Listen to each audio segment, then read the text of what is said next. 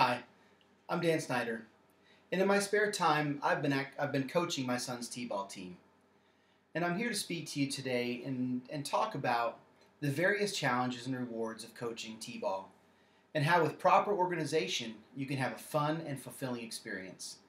I believe the tips and advice in preparing for coaching that I'll explain to you will aid you in creatively assisting in coaching any sports team. Should you choose to, it doesn't matter whether it's actually baseball or any other sport. The experience will help build character in you as a coach and certainly provide lifelong character building skills in the kids.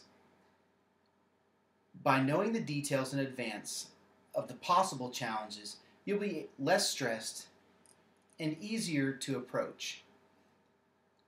The reduction in stress level will make room for you to allow the children to have fun and ensure that their parents and the child is in capable hands and you can be trusted with them. Just a bit of preparation and you'll be on your way and ready to coach the next t-ball team. Now let's face the challenges first. I'm not going to lie, you'll face some difficult decisions as a coach. According to the Health Development Services Initiative, kids between the ages of 3 and 6, which is the average age of most t-ball players, are very self-centered. The young children believe everything revolves around them. They're learning to be independent while using their creativity and developing social and motor skills. During their preschool years, a child is most likely to develop new fears as well, which could be associated with other kids, adults, just being outside, playing sports, could be a fear of the ball, but you've got to be sensitive, in this growing stage, and you've got to teach the importance of team building, in a time, when most kids just recognize that they want to be first. The kids are a lot of fun during this time, but their attention span is really short. Which may require a lot of patience on your part as a coach. As you may know, it's imperative as a player that a player keeps his eye on the ball, especially during baseball, but really in any sport. But it's hard for a child to stay focused, the entire team, and when the entire team suffers. Different personality traits and physical readiness in each child is also a challenging factor. Many parents begin trying out their kids in sports to find out what they're naturally gifted in. According to the American Academy of Pediatrics, during the preschool years, children learn to perform tasks like throwing, kicking, running, jumping, and catching. And among 4-year-old children, only 20% are proficient at throwing and only 30% at catching. As a coach, you've got to be aware of this situation and during this age time, and you've got to teach the parents and the kids. Involving the parents at this time helps the children to really understand that this is about them, and it is really important to have the parents help you out in the dugout, because that's an area where a lot of issues and challenges can come up. By doing some research prior to the game, like asking questions and jotting some notes down about the way different kids react together, you can be more prepared for the game. You can use those notes so you can better know what kids should be placed together, can focus together, and which ones need to be separated and played apart from each other. You can find out whether or not a kid plays better with their parents directly involved, in a close proximity to them. And some kids, actually, you'll find out that they want their parents on the field as a helper, but they don't want them to be necessarily right next to them. Sometimes that has to do actually with the parent being a little bit too involved in what's going on. As a coach, the biggest challenges lie within your own schedule and family and unknown factors that sometimes come up and prevent you from preparing for the game and for practice that week. You have to learn to manage your time wisely and balance between allowing sufficient time for organizing and practicing and your own family time. As a coach, dealing with parents can be a difficult issue, especially if the parent tries to interfere with your coaching, talks behind your back, and sometimes they want to take over the team completely. Also emotions from parents with this age group can run pretty high. And sometimes you have to actually become a referee and really control the situation.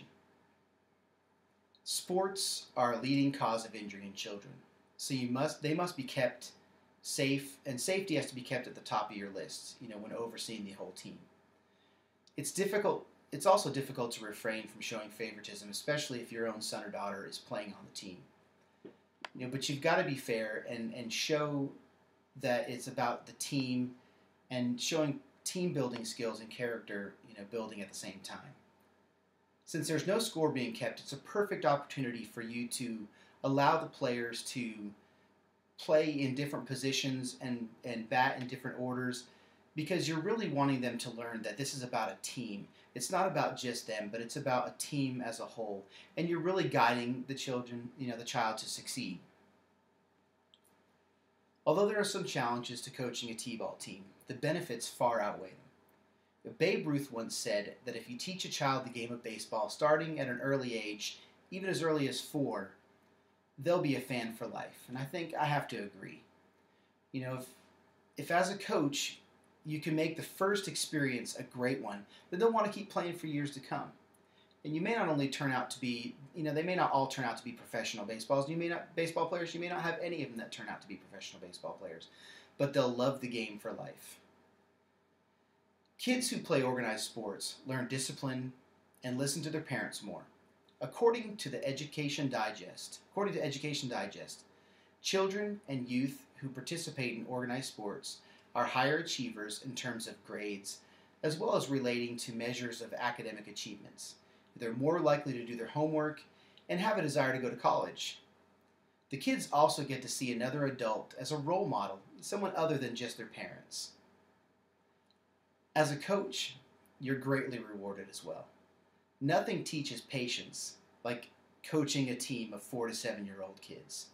And patience, by the way, is one of the fruits of the Spirit, so it might be something that you might want to work on.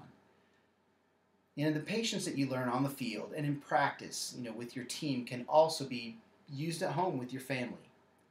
According to Sarah Lieberman, coaching enables you to spend more time with your child, and you're not separated from them, and you're actually a part of what goes on in the team. For me, this is one of the greatest benefits of coaching. My son and I got to spend time together that we may not have been able to spend together if he was playing on a team that I wasn't coaching. And we've been able to bond, and we've had a season, and I wouldn't trade this time for anything. Getting to see the kids grow and become better players and people is a great feeling as well. We've accomplished a lot this season, and I hope that in some way I have positively impacted their lives. And, from their experience this season. It's also a great feeling when you hear from a parent that their child has already expressed the desire to play next year because they've enjoyed playing with you so much. A successful coach has a lot of helpers and assistant coaches, and parents are usually willing to assist during the games and practices. And the more the parents are involved, the better time they'll have with their son or their daughter, and they'll be able to bond. Although the parents, have to learn sometimes that someone else needs to be able to discipline their children, they'll more closely monitor what's going on with their kids, and they'll be up to the challenge. You may be challenged from some parents, that they won't be able to practice with their kid at home. And this is really a difficult situation. The child doesn't get the full benefits of becoming a great player if they don't really get to practice at home. Research shows that accountability is crucial in team sports, and there are many ways to create accountability within your team, such as pairing players and their families, creating Facebook pages that are strictly for the team, and weekly emails and phone calls just to keep the parents abreast of what's going on. The more the parents are contacted and involved, the more they're going to participate with their children because it becomes a fun activity for everyone. And we all need to have fun, even as adults. By involving the parents, as a, you as a coach are not only receiving help and assistance, but you're helping build tighter relationships between the parents and the kids.